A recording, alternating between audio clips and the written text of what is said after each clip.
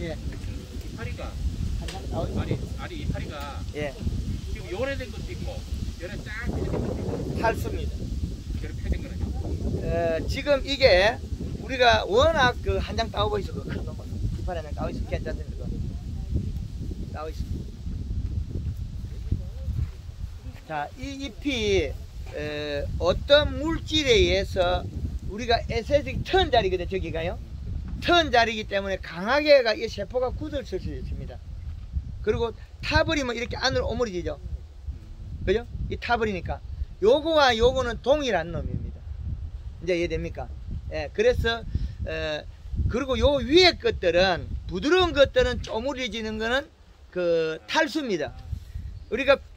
우리가 황금알롱법으로 잘 키워놨기 때문에 너무나 빨리 크고 있기 때문에 부드럽고 두텁고 살이 쪘는데 바람이 불면 탈수가 심해요. 근데 그 탈수가 됐다가 나빠지는 건 아닙니다. 갑자기 빠른 속도로 크다 보니까 앞면에 살이 쪘는데도 바람이 불면 탈수가 돼요. 그 탈수가 된 건 나쁜 거 아닙니다. 그리고 요건 약간 굳었는데 요것도 뭐 아예 한 폭인데 뭐 크게 그건 아니고 우리가 이렇게 턴할 때 좁은 공간에서 너무 머뭇거리면 안 되니까 가다가 안 되면 뒤에 그 펌프를 꺼버리세요. 양 나가는 게 꺼버리고 돌고 난 다음에 나갈 때 그때 출발하면서 펌프를 켜면 됩니다. 압력 펌프를. 발브를 잠그고 하지 말고 그냥 기계를 뒤에 발브를 잠가도 되고 꺼가지고 돌아가지고 하시라고요. 왜 그렇게 농도를 높여놨냐면 지금 이 나무에다 깔짝깔짝 뭐 조금했으면 이거 안 됩니다. 그 농장 대표님은 올해가 수확 이만한 거 따야 되는데 언제 이만한 거 따냐고요. 쬐끔 먹고 이거 그 사과 이렇게 배나 못 줘요. 우리 가가지고 자재상에 가가지고 뭐 500g 뭐 이렇게 봉다리 줄줄 다 먹는 거 있잖아요. 농협의 비료가 제일 싸고 농협의 설탕이 제일 쌉니다. 비싼 것들은 자재가 트럭에 싣고 다니거나 봉고차에 싣고 다니기 제일 비싸고 그 다음에 농약방이 비싸고 농협이 제일 쌉니다. 이건 어쩔 수 없어요. 파는 데마저 마진이 폭이 다른 거죠. 그래서 우리가 정말 그 선택을 잘해가야 되죠. 신뢰를 하고 그 속에서 내가 어떤 부분 올해 실수를 했다면 또 밝혀드려야 되고 거기 우리 여기 대표님 농장에서 우리가 혹 여기도 와가지고 유막 해가지고 실패 본 분도 없습니까? 그런데 유막을 쇠통을 뿌렸단 말입니다. 쇠통을 뿌리는데 안전하잖아요. 어제 영동에도 복숭아에 스모하고 쇠통을 뿌렸어요. 안전해요. 그래서 그런 내막에 대해서 기름의 순도와 그 다음에 우리가 사용하는 그 퐁퐁 용해도 그리고 통닭집의 동물성 지방 이런 걸 좀 걷어내거나 해가지고 기름을 탔을 때 색깔이 우윳빛이 나와야 됩니다. 뽀얀색. 누리끼리 하니 텁텁한 색깔이 나오면 그거는 기름 알갱이하고 물 알갱이하고 두 개가 약간 떨어져 있는 겁니다. 그러면 우리가 살포하고 난 다음에 물은 떨어져 있고 기름만 붙어 있어요. 그래서 유막 코팅 할 때는 그 부분을 물 500에 식용 한 통과 퐁퐁 2리터는 괜찮다. 용해도가. 그리고 그 이상이 될 때는 퐁퐁 양을 더 늘리고 기계에 이어갖고 한번 교반해보고 가만 좀 기다려보세요. 그러면 기름이 뜨느냐 안 뜨느냐. 기름이 안 뜨고 매끈해야 됩니다. 그래 용해가 잘 됐다. 용해가 잘 된 거는 차가 우리가 좀 고속으로 가야 됩니다. 저속으로 가갖고 여기다가 너무 기름은 흠뻑할 필요 없어요. 그리고 요 턴할 때 뒤에 기계 끄고 턴해가 다시 치고 그리고 아래쪽에 노즐을 좀 한 개씩 잠가야 돼요. 여기 맞고 또 맞고 또 맞거든요. 저것도 이리 맞고 이것도 또 맞고 여기는 요렇게 대각선을 되게 적게 맞아요. 그래 유막의 피해가 아래쪽에 많이 일어나더라.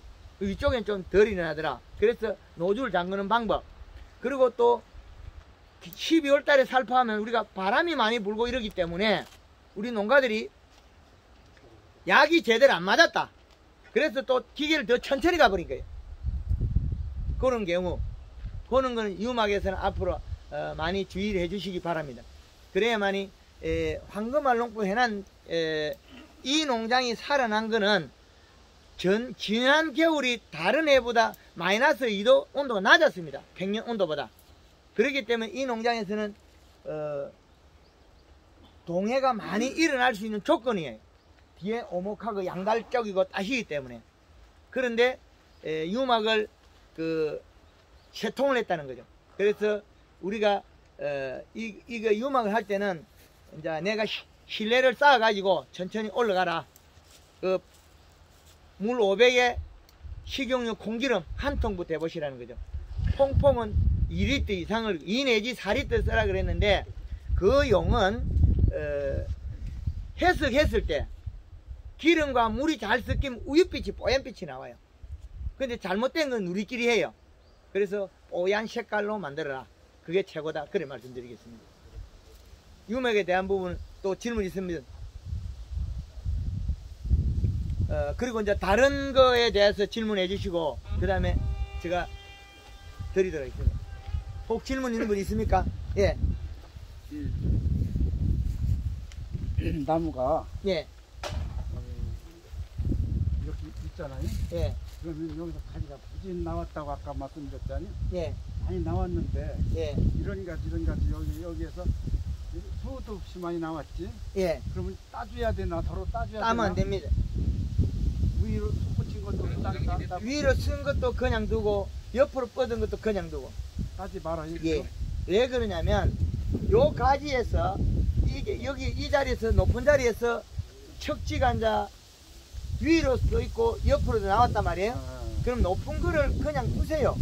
7월 20일. 7월 20일에 요 놈을 잘라도 20cm 남겨놓고 잘라야 돼요. 안 그러면 밑에 놈들이 자라버려요. 그러면 웃자란 가지로 바뀌어요. 웃자란 가지로. 그래서 여기에서 난 가지가 옆으로 달고 나오고 위로 솟았느냐, 옆으로 안 달고 나오고 솟았느냐, 요 차이거든요. 달고 나온 거는 7월 20일에 잘랐다가 요 밑에 가지가 있으니까 우리가 8월 달에 도장지 정리할 때 있죠. 8월 20일에. 그때 바싹 잘라버리면 돼요. 그러면 내년에 잘 안 돋아요. 체내 제장염이 없기 때문에. 그리고 매매단 자리에 우리가 여기 솟은 자리는 20cm 둥구를 가만 두세요.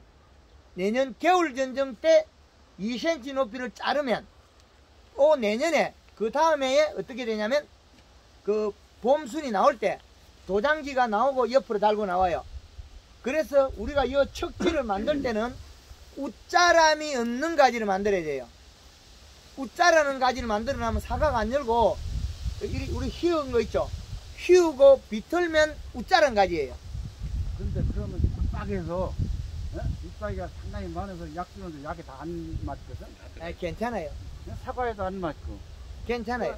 근데 홍로 같은 경우에는 약을 맞아야 판적성이 없지. 약을 안 맞으면 판적성이 없지. 지금 우리가 약이 들어갔는데 줄줄 흘러내기를 바라고 있거든요. 그렇지 않아도 약은 다 들어가 있어요. 거기 안에다가 종이 한 장 딱 걸어놔고 약을 한번 쳐보세요. 아무리 그 속에다 딱 담아대요. 근데 우리가 한저라는 거는 여기 얹혀 있거든요. 얹혀 있고 뚫고 들어가는데 그게 우리가 전착제를 안 쓰게 되면 여기에서 분이 보호하고 있어요. 전착제를 쓰지 말라는 게 우리가 지금 농도 높은 게 우리가 쓰는 데다가 전착제를 이게 침대를 잎이 타요. 그래서 가지가 좀 있어도 왜 자르지 마라 그러냐면 그걸 잘라버리면 지금 통로가 이렇게 연결되어 있는데 그 통로가 솟아난 게 갈 데가 없어요. 그러면 지금 자라고 있는 쪽에 영향이 더 가버리면 2차지가 터져 이게. 그래서 2차지가 터지기 말하는 뜻이에요. 근데 여기에 보면은 예. 이게 붙다고 해서 이게 너무 붙어서 여기 벌써 잘랐거든. 예. 이거는 소매 자른 게 아니거든. 예. 잘랐는데 이렇게 좀 잘랐는데 하는 전정할 때 날린 거예요. 전혀. 예. 전정할 아니 때 근데 이게 여기 뽀얗거든. 도포제를 받았어요. 아 발랐는데. 예, 예. 봄에 자른 거예요? 예, 예. 봄에 자른 것 같지가 않아가지고 나무가. 봄에 잘라. 전정할 때 잘라. 예, 지금 여기에서 자세히 보면 나무들이 요걸 과실을 달고 있는 것들은 보통 보면 웃자르지 않아요. 웃자른 가지가 아니에요. 그런데 요 가지는 보면 이제 이미 웃자란 가지로 바뀌어 버렸어요. 그래서 이런 웃자란 가지가 된 것들은 다음에 여기에서 많이 장애가 일어나요. 그래서 척지를 만들 때는 나무를 그냥 두셔야 됩니다. 그리고 척지 잘난 거 있다고 그 외 거 싹 뜯어버리면 어떻게 되냐, 그 척지 요거 된 데서 새순이 터버려요. 새순이 터는 순간에 그건 웃자란 가지로 바뀐 거예요. 요렇게 옆으로 잘 뻗었다고 웃자라지 않는 가지가 안 돼요. 이게 옆으로 뻗어도 요 위에 거 다 뜯어버리고 여기 두면 여기 영향을 많이 먹고 2차지가 나와요. 2차지가 터버리면 웃자란 가지예요. 근데 일반적으로다가 한국말로 보고 아는 가정에서는 지금 여기가 자꾸 크게 났다고 해서 지금 다 뜯어내고 있거든. 약이 안 들어간다고요. 예. 지금 잘 뜯어져요. 지금은 근데 뭐 살짝 하는 동안 잘 뜯어져. 몸이 다 뽑히죠. 근데 그거 다 그냥 두라고요? 예. 그럼 잘 됐네 일하니까. 그래서 7월 20일에 잘 알았습니다. 예. 7월 20일에 여기서 솥은 도장지만 한 짱대가 이렇게 툭툭 잘라내세요. 그리고 8월 달에 도장순 정리할 때 여기에서 하나만 뻗었으면 그걸 요거만큼 남겨놨잖아요. 그거는 그냥 두세요. 한 개만 났으면. 겨울 전쟁 때 요걸 2cm를 잘라가지고 여기에서 다시 내년에 도장지가 나고 옆으로 나오게 척지가. 그러면 웃자라지 않는 가지가 돼요. 그럼 사과가 매일 따먹어도 안 크는 가지를 만드는 거예요. 그래서 우리가 사과나무를 잘 키운 농장에 가면 척지를 만든 거를 웃자람이 없는 가지, 그걸 제일 잘 만들어야 된다. 우리가 지금 희우고 비트는 거 있죠? 인건비 너무 많이 들어요. 그런데 그 희어나면 어떻게 되십니까? 내년 되면 도장지 튀어나와요. 희어나면 도장지 튀어나옵니다. 웃자람 없는 가지를 잘 만들어야 된다. 예, 그게 아주 중요합니다. 사과밭의 비료량은 제일 좋은 거는 1.020입니다. 사과가 비료 모여야 됩니다. 그래서 우리가 토양 분석을 할 때는 우리가 비료 주는 자리, 햇빛 주는 자리, 겨울에 5cm를 걷어내고 5cm를 걷어내고 그 밑에 거를 흙을 떠가지고 가야 됩니다. 위에 거 싹 걷어보고 생땅 파가지고 가면 안 됩니다. 우리가 뭐 15cm, 20cm 덜어내고 그 흙파지 가가지고 가면 우리가 안 맞아요. 그리고 우리가 20m로 측정을 해보면 반마다 달라요. 그 봉화에서 2800평의 비료를 70호를 줬어요. 5cm에서 15cm까지 0.5 나와요. 30cm 밑에 0.8이 나와요. 완전 마사가 되고 쑥 다 내려가 버렸어요. 또랑가에 왕마사가 섞인 밭. 이제 이해되죠? 그래서 토양의 비료 이동량도 우리는 면밀히 관찰해야 된다. 봄에는 이 시가 지금 2점대가 넘어도 괜찮아요. 1.7 나오고. 1.7 나와야.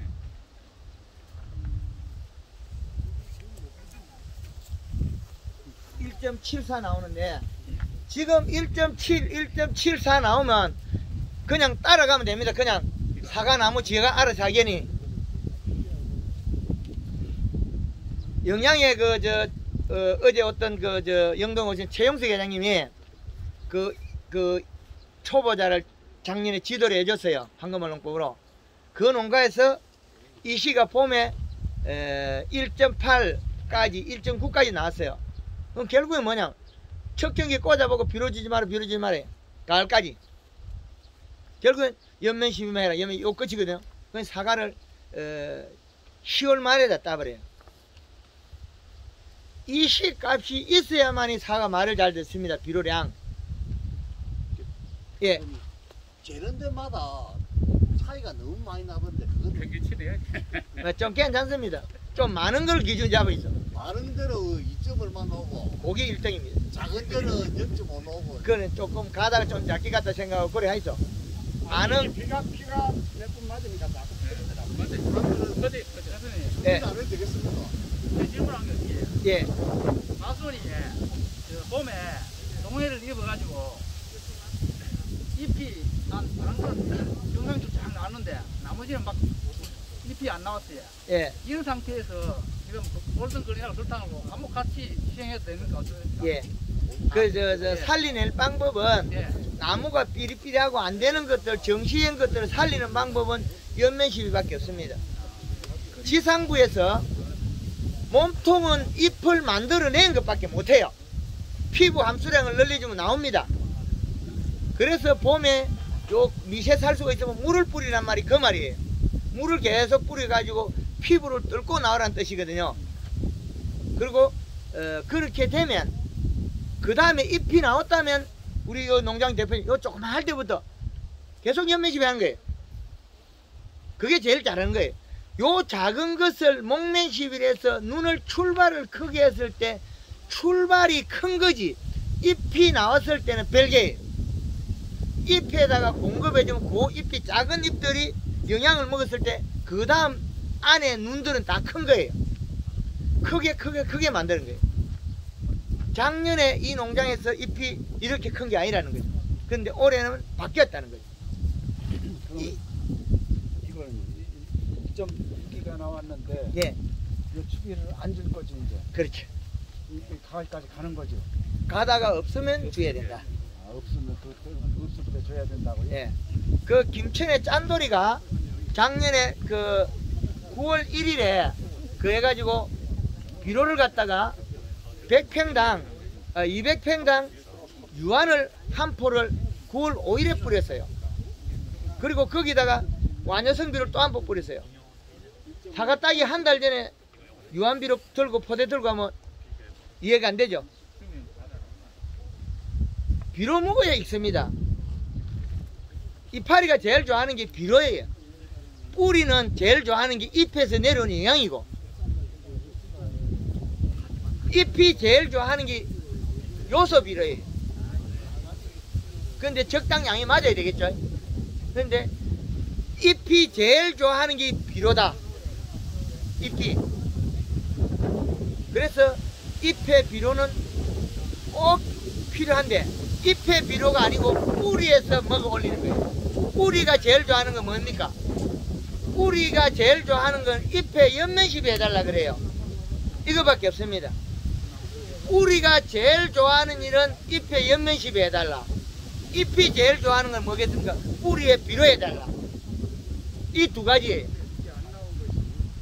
그런데 뿌리가 비료 제일 안 좋아해요. 가져갈 뿐이지 지한테는 도움된 게 없어요. 뿌리가 제일 좋아하는 거는 이파리에다가 연면시비가 잎을 키워달라. 잎을살을 째워달라. 그러면 내가 일 많이 하겠다. 황금알농법 제가 처음에 비료를 그렇게 많이 해가 이 농법을 개발해가 갈 때 요소 비료를 줘도 감나무가 안 먹어요. 왜 안 먹겠습니까? 잎이 두께가 얇아서 안 먹은 거예요. 그렇죠. 잎에서 내려오지 않으면 뿌리 눈에서 뿌리가 안 튀어나와요. 그냥 맴매하게 대충 살아버려요. 그거 하나 알아내는 데가 32년 세월이 가가 정립했다는 거죠. 밝은제 사면 우리가 밝은제를 쓰면 뿌리가 나올 것이다. 천만의 말씀이에요. 이파리에 뭐 덩개 있어야 뿌리가 나오죠. 황금알농법 회원들 이파리에다가 연면시비하고 물 뿌리면 뿌리 튀어나오거든요. 그 방법을 쓰는 거죠. 그래서 지금까지 못한 거는 실패를 작게 해서 못한 거지 실패를 한 만큼은 다음엔 그거 안 하고 다른 걸 하거든요. 그만큼 누군가의 도전과 희생이 따른 거죠. 그래서 이렇게 저희 회원들이 저를 응원해 주는데 저는 또한 감사드리고 끝까지 거짓 없이 알리겠다는 게 저 뜻입니다. 그리고 이 먼 길까지 오셔가지고 이렇게 우리가 서로 정보를 교환하고 잘된 거의 사례에 대해서 우리가 계속 더 좁혀야 되겠죠. 그래서 우리가 왜 똑같은 농장에서 우리가 실패를 하느냐 성공하는 그 차이거든요. 하우스 딸기 같은 거는 물을 3번을 뿌려요. 꽃이 피어있어도. 하우스 딸기에 꽃이 피어있어도 물을 3번을 뿌려도 수정 안 되는 거 하나도 없습니다.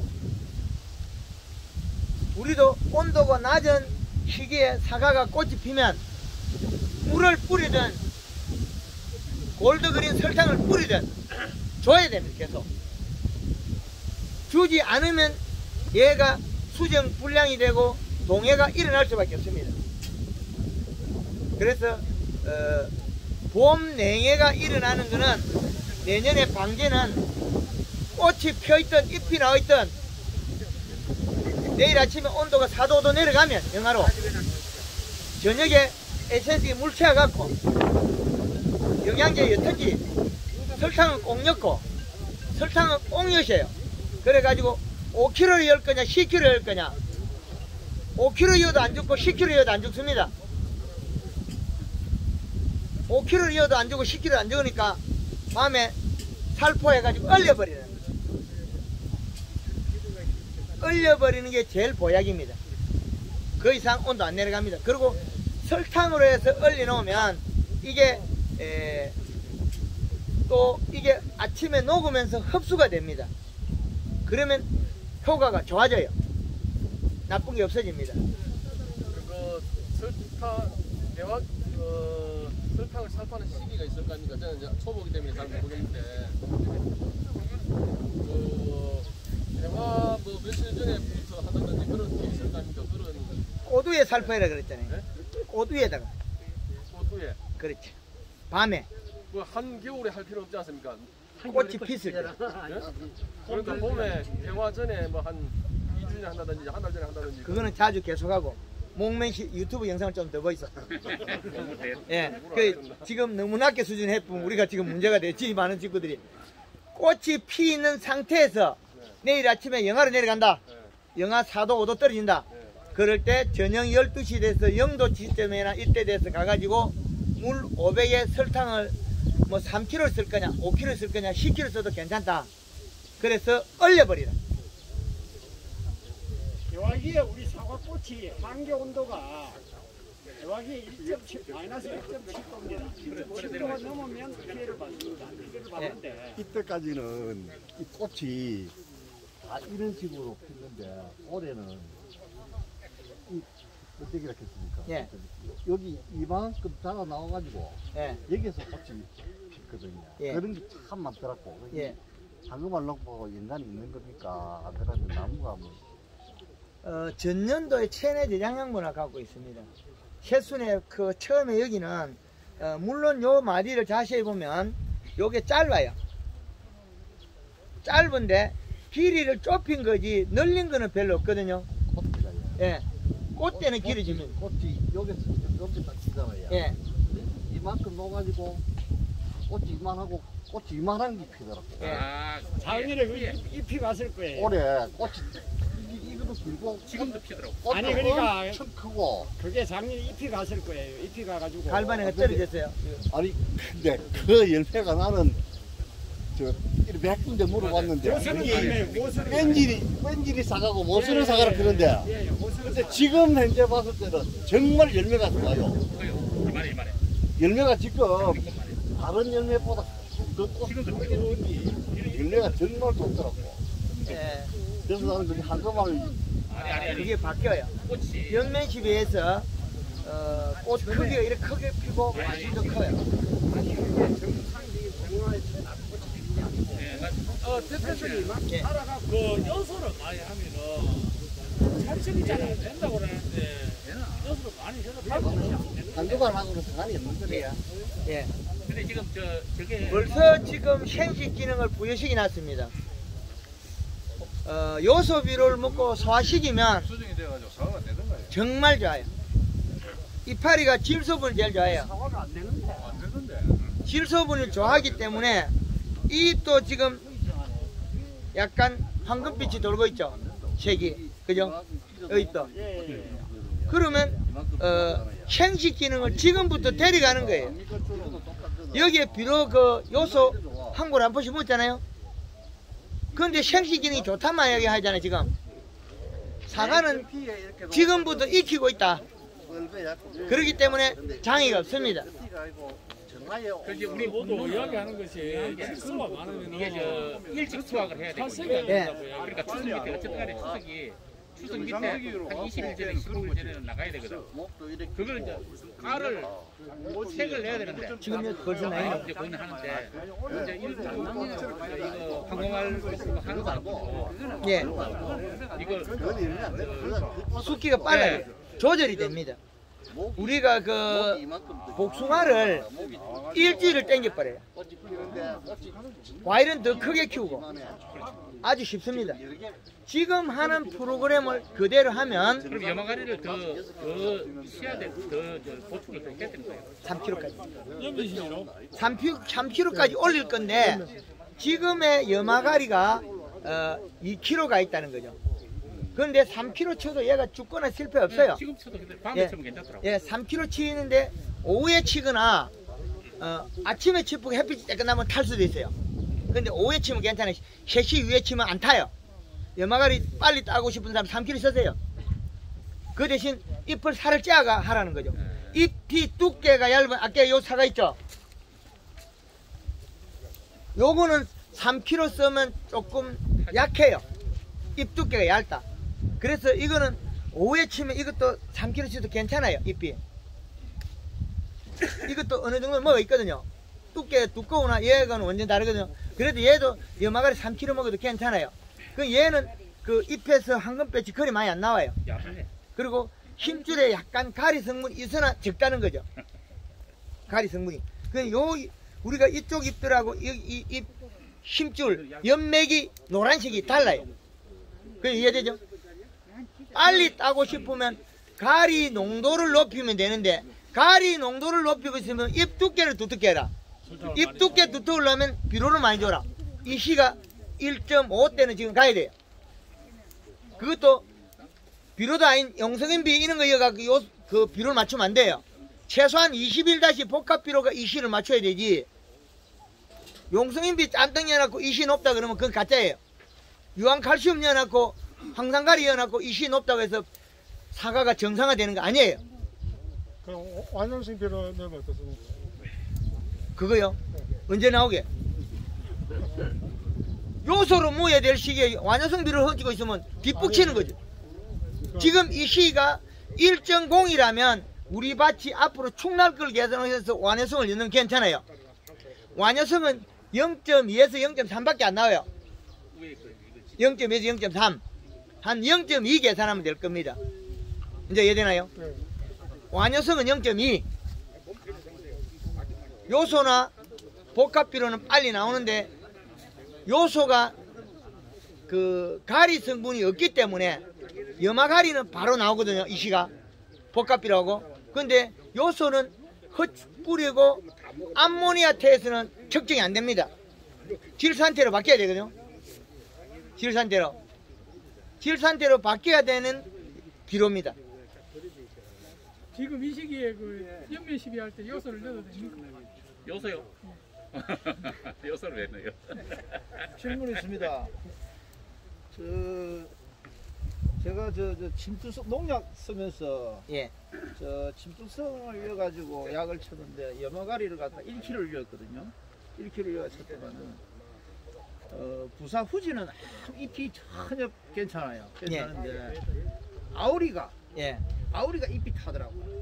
가해가 타는 거는 좀 많이 타더라고요. 요렇게 탔어요. 그거보다 더 심해요. 아니, 1kg밖에 안 했는데. 타는 걸 탔어요. 가해가 탔어요. 그거는 이제 그 작물마다 조금 차이는 있는데 1kg 가지고는 잘 안 타거든요. 똑같은 농도로 지금 같이 침투제염은 침투성을 이었기 때문에 제가 말씀을 드렸잖아요. 예, 침투제염은 잘 탑니다. 그래서 그런가 몰라도 지금 군데군데 아우리가 있는데 아우리 나무마다 다 탔어요. 예.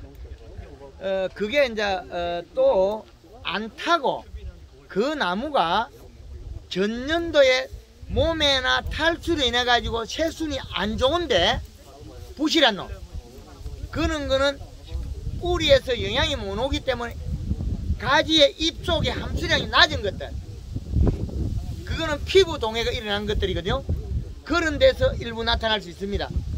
전체가 똑같이 일어났다면 그거는 농도가 높은 건데 한 가지 중간에 가다 일어났으면 그거는 다른 내 나무가 겨울에 피부 몸속에 탈수로 인해 가지고 봄에 크기는 크으나 힘이 떨어져요. 함수량이 부족합니다. 그거는 가을에 단풍을 들이고 유막 코팅을 하면 복귀가 됩니다. 이제 이해되죠? 그리고 잎이 아마 쪼부리할 거예요. 그 나무는 요렇게 힘이 없다는 거죠. 아까 우리 사모님 질문하신 거 있죠? 어린 나무가 처음에 잎이 잘 만들어지가 뒤에 말 안 듣는다고. 초기 연면십에서 복구가 된 듯 하나 피부가 복구 안 됐어요. 그건 연면십이 더하고 잎에 물을 뿌려주면 내려가면서 피부를 치료해야 되거든요. 우리가 옛날에 산에 송곳벗게 먹은 거 있죠? 그 층에 살점이 도톰해야 된다. 그건 왜 그러냐면 잎이 두꺼워서 내려가면서 살을 찌워놔야만이 올라오는 관이 늘어나는 거예요. 그거 언제? 도장지 나기 전에. 이해되죠? 예, 그 부분. 그러면은 3kg를 연담합니다 지금. 예. 지금 3kg를 넣게 되면은 침투성을 넣지 말고 정상적으로 침투제 엮어 해보세요. 이파리 혼란 다 떨어질 거예요. 다 떨어져. 그렇죠. 그렇지. 그런 거를 좀 아니, 그거는 우리는 왜냐면은 약을 칠 적에 이제 지금 장마철 오기 전이니까 침투성도 엮고 이래 하기 때문에 황금알 농법에서 제일 건물이 전착제. 전택제는 그나마 조금 나아요. 전착제, 침투제, 확산제 쓰지 마라. 양파밭에 침투제 치고 돌아서면 이파리 다 말라줄 거 없어요. 아니 전착제 이 쓸 필요가 없는 게 우리가 설탕이 전착제보다 더 좋아요. 예. 설탕 녹이가 물 만져봐봐요. 쩍쩍 달라붙는 게 실제 전착제보다 더 좋더라고 저게. 전착제는 전체를 터고 들어가가지고 털이나 이런 데 들어가가지고 그걸 하지만은 설탕은 분이 벗겨진 자리는 가가지고 달라붙어가지고 그거 코팅을 시켜주고 병을 잡아주고 파고들지를 잘 안해요. 병이 붙어 있으면 분이 없기 때문에 그 자리에 코팅이 돼가 병을 죽여요. 그런데 전착제나 코팅제나 침투제는 아무데나 뚫고 들어가요. 복숭아에다가 침투제를 엮고 비리 잡는다고 진딧물 잡는다고 설탕을 엿보니까 복숭아 자체에 그 설탕이 파고 들어가가 얼룩이 생겨요. 그런데 설탕만 썼을 때는 농약을 썼을 때는 파고 안 들어가요. 그래서 침투제나 전착제, 확산제는 피부에 분을 벗겨버리기 때문에 우리가 홍로에 작년에 그 병한다고 전착제 쓰니까 약치고 하면 병을 더 많이 해요. 왜 그러냐? 분을 벗겨버리기 때문에 병이 더 많이 합니다. 병이 붙은 자리는 이미 분이 없어요. 약을 치면 죽어요. 그런데 일반 병이 없는 자리는 분으로서 보호를 해놔야 됩니다. 아주 중요한 문제입니다. 그러고 저기 수관 하부에 거기 뭐 먼저 내가 유튜브 영상을 봤거든. 식용유하고 석가 뿌리라는 거 그거는 또 보듯은. 그거는 바닥에 유막 코팅해가 벌레도 잡아는 소리인데 시기적으로. 그거는 저 위쪽 지방에서 한 분이 질통에다가 그 나무를 좀 죽였어요. 질통에다가 페인트 바르려니까 힘들거든. 복숭나무 5리터를 요거 살포를 했어요. 그 다음에 조금 생각하기에 좀 더 하면 좋겠거든. 7리터를 살포해서 7리터 이었나면 복숭나무 다 죽었어요. 여기 바닥에 왜 저는 그 페인트 뭐 이런 보호를 하지 마라 그러냐면 유막 코팅을 해서 이 전체를 수분을 잡아버리면 우리에서는 저 몸의 탈수가 막아진다는 거예요. 유막 코팅을 해버리면 전체 탈수를 막아버리면 이쪽 피부 탈수가 없다는 거예요. 바닥에 뿌려가지고 얘 같은 벌레 같은 거. 그거는 3월달이나 해버리면 바닥에 제초제하고 식용유하고 퐁퐁하고 섞어 살포하면 이 바닥에 균도 못 올라요. 그래서 우리가 홍로 쪽에 탄저가 심하는 발생하는 시점에 탄저가 만들어져 올라오는 시점에 그 시점에 바닥이 안 되면 유막을 한번 하셔요. 바닥에 유막. 예. 전체 다 해버리죠. 탄저는 바닥에서 올라옵니다. 우리가 나무에서 탄저가 배었거든요. 그 바닥에서 탄저가 올라오기 때문에 홍로가 탄저가 오는 시기를 이미 우리 농가 알 수 있을 거예요. 전 단계에 오거든요. 언제 오느냐 하면 날이 뜨뜻하고 비가 한나절 오버리면 그냥 탄저 날라요. 20도 이상이겠죠. 그러면 탄저가 나른다고요. 그러니까 온도가 비가 오면서 20도 이상 되는 시점이 나와요. 그 시기에 이전에 바닥에다가 풀에다가 유막 코팅을 해버리면 됩니다. 그거는 물 500에 식용유 2통에서 3통. 몇 리터짜리? 500에 500이 그렇게 18리터. 18리터짜리. 18리터. 나무에 뿌리는 게 아니고 바닥에. 바닥에 뿌리는 것은 작습니다. 그걸 뿌리면 축구가 좀 잡을 수 있습니까? 예. 3월달에 유막을 나무에다 해버려. 예. 그래서 나무도 안 예. 한 개도 안 나와. 대표님이라고 저 하나 질문 드릴게요. 예. 같이 공유하도록, 예, 같이 공유하도록 외부에서 좀 조용히 안 해주시면, 좀 이따가 질문으로 하고, 외부에서 자꾸, 따로 놀면 이 강의를 멈춰야 돼요. 그런데 작년에 우리가 탄저가 완전 들어붙는데 지금 애가 안 지났으니까 해도 되겠습니까? 바닥에 좀 아직 있다. 있다가. 바깥에서 지금 가해서 지금 각자 따로 하면 제가 멈추겠습니다. 멈추고 이야기 다 하고 난 다음에 해야 되지. 자, 이리 좀 모여 주십시오. 예. 그래 지금 따로 놀고 이래 이야기 해버리면 제가 멈추고 대화가 끝난 다음에 제가 하도록 해야 되는데 이게 진행 속도가 있을 때 계속 하는 게 안 좋겠습니까? 예. 제가 이거 질문 하나 드릴게요. 예. 지금 요 4월 달에 예. 기비하면서 지금 황산가리가 지금 나무 사이에 지금 다 들어가 있거든요. 예. 들어가 있는데